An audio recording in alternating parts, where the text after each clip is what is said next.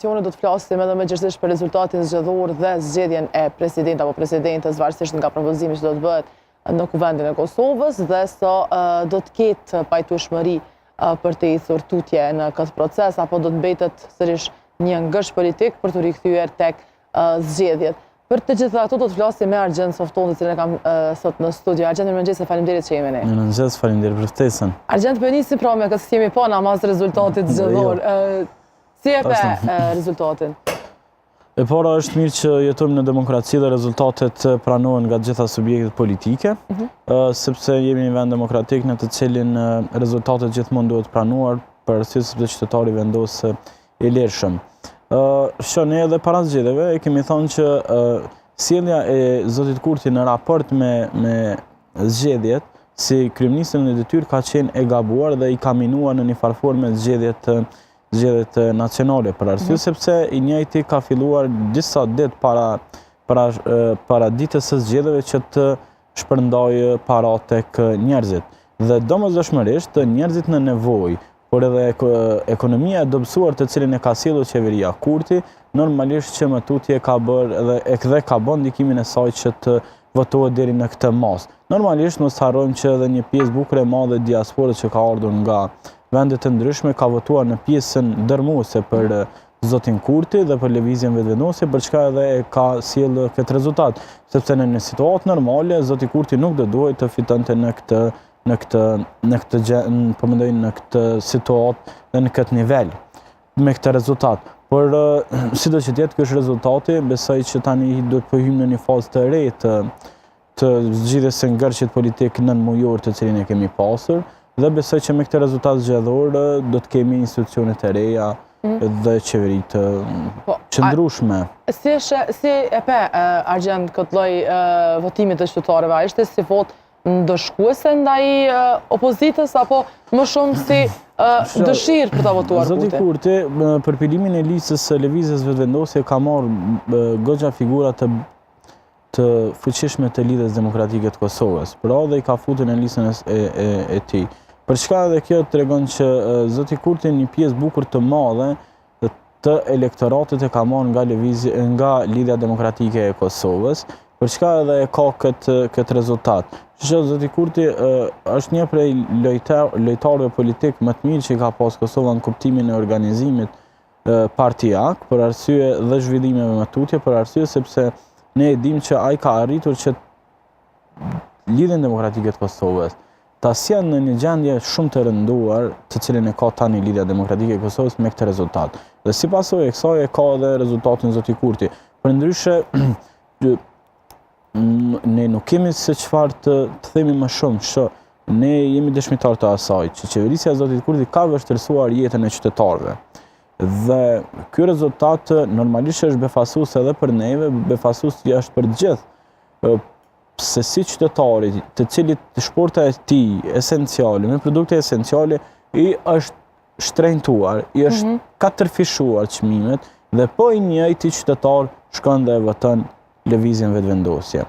Por mos ta harrojmë edhe atë që e thash në fillim, shtesat të cilat zoti Kurti i bëri për fëmijët, shtesat të cilat i bëri për pensionistët, normalisht që kanë ndikuar jashtëzakonisht shumë në rezultatin zgjedhor. Dhe për këtë fajtori janë partitë opozitare, sepse po të njëjtat parti e kanë pasur mundësinë në shkurt që të bashkohen dhe zotit Kurti t'ia marrin pushtetin, pra ta bëjnë qeverinë. Por sjellja e Lidhjes Demokratike në raport me partitë opozitare ka qenë e atill jo bashkëpunuese dhe qytetari normalisht që e kanë ndëshkuar Lidhjen Demokratike, sepse ti nuk mundesh me thonë ne po qëndrojmë në kuvend dhe po e shohim se çfarë po bëjnë të tjerë. Nuk ka kuptim. Ti në momentin që hyn në kuvend ti je përgjegjës për lëvizjet politike, për krijimin e institucioneve dhe për gjëra të tjera. Nuk mundesh me thonë valla i ka fituar vetëvendosja votat, na po rrimi, po shohim se çka po bën. Jo zotni, ti ke obligim, sepse qytetarit ka obligu me vot, ta ka dhënë besimin tim me përfaqësu në kuvend, për me themeluar institucionet. Dhe çfarë ka bërë Lidhja Demokratike? Ka qëndru e heshtur, e betonizuar në habitatin e saj dhe në atë se çfarë ka deklaruar, duke menduar se kjo do t'i shpërblejë në elektorat. Por elektorati e den, e sheh qartë që ti e ki për obligim me i themelu institucionit. Nëse s'ke shumë me lëvizjen vetëvendosje në koalicion, ashtu siç të ka thirr, atëherë ti është dashur të shkosh me partitë e tjera për të themelu institucionit. Dhe besoj që Lidhja Demokratike e Kosovës e ka marrë dëshkimin e merituar si pasojë e sjelljes së saj në raport me themelimin e institucioneve. Prandaj edhe e ka këtë rezultat, edhe prandaj e ka edhe këtë rezultat lëvizja vetëvendosje, sepse sa i përket Partisë Demokratike të Kosovës, Partia Demokratike e Kosovës e ka ruajtur votën e shkurtit, e zgjedhjeve të shkurtit. Pra PDK-ja është në këto nivele cilat i ka pasur rezultatin. Pra, qytetarët e kanë dëshkuar më së shumti Lidhjen Demokratike të Kosovës. Dhe mos të harrojmë, mos përfshirja e disa personaliteteve të rëndësishme të Lidhjes Demokratike të Kosovës në listën zgjedhore, normalisht që e ka dëmtuar jashtëzakonisht shumë Lidhjen Demokratike të Kosovës dhe i ka sjellur rezultate profitabile lëvizjes vetëvendosje. Më vjen keq sepse në një farë forme tash kur Lidhja Demokratike e Kosovës është e shtrirë dhe ne flasim për të, më vjen keq sepse Lidhja Demokratike është një prej partive të cilat janë shtetformuese dhe ka dhënë kontribut për ndërtimin e shtetit dhe institucioneve. Po leadershipi i saj duhet të reflektoj jashtëzakonisht shumë, siç duhet të reflektoj edhe leadershipi i Partisë Demokratike të Kosovës.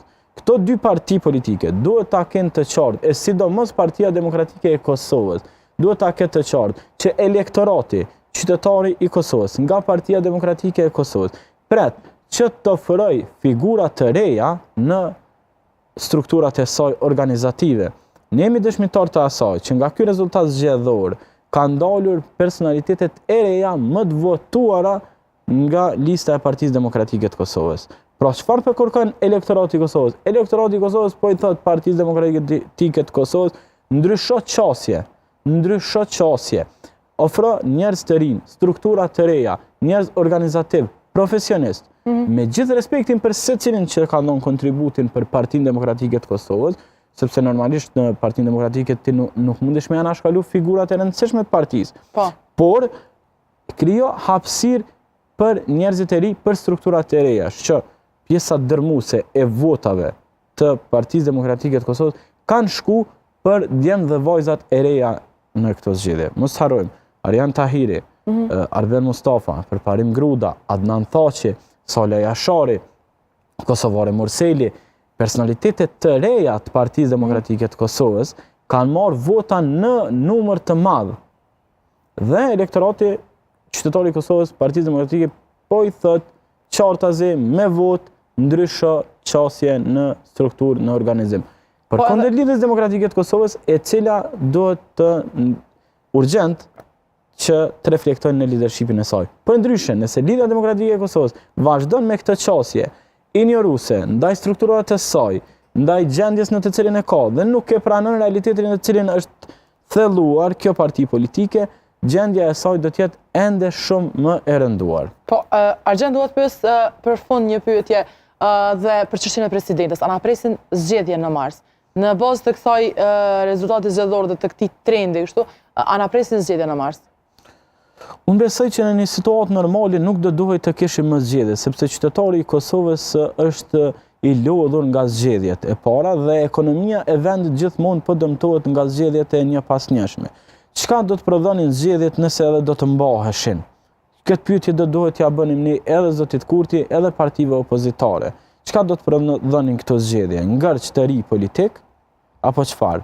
Kështu që Zonja Osmani nuk ka qenë një presidente unifikuese, por mendoj që zoti Kurti do duhej që partive opozitare t'ju ofrojnë një kandidat konsensual për president, që të pyetin edhe partitë opozitare se kush duhet të jetë presidenti. Përndryshe do të jetë e pamundur që të zgjedhet presidenti. Unë personalisht do të isha që kandidati për president të ishte nga familja Jashari. Dhe zoti Kurti, nëse e propozon dikën nga familja Jashari, do t'i qetë para aktit të krym të dyja partitë opozitare, edhe PDK-n edhe LDK-n. Sepse nuk ka parti politike që del kundër familjes Jashari. Pra, me kjo është zgjidhja. Kjo është zgjidhja sipas meje gjithmonë. Por zoti Kurti e ka edhe një zgjidhje edhe një mundësi t'ju ofroj partive opozitare që partitë opozitare ta propozojnë një kandidat për president. Dhe t'ua votoj atë kandidat për president, partive opozitare, në mënyrë që të mos shkohet në zgjedhje. Që nuk duhet t'ja atribojnë vetëm partive opozitare nëse nuk qëndrojnë në sallë për mos zgjedhjen e presidentit. Janë dy mundësi. Zoti Kurti ta propozojnë një kandidat konsensual që i qetë para aktit të kryejnë partitë politike në parlament, por edhe partive opozitare t'ju jep mundësinë që ta propozojnë një kandidat të cilin do ta votonin edhe deputetet e lëvizjes vetëvendose. Pra, është në dorën e Zotit Kurti, a do të shkojmë apo jo në zgjedhje. Nuk është më në dorën e partive opozitare sa do të shkojmë apo jo në zgjedhje.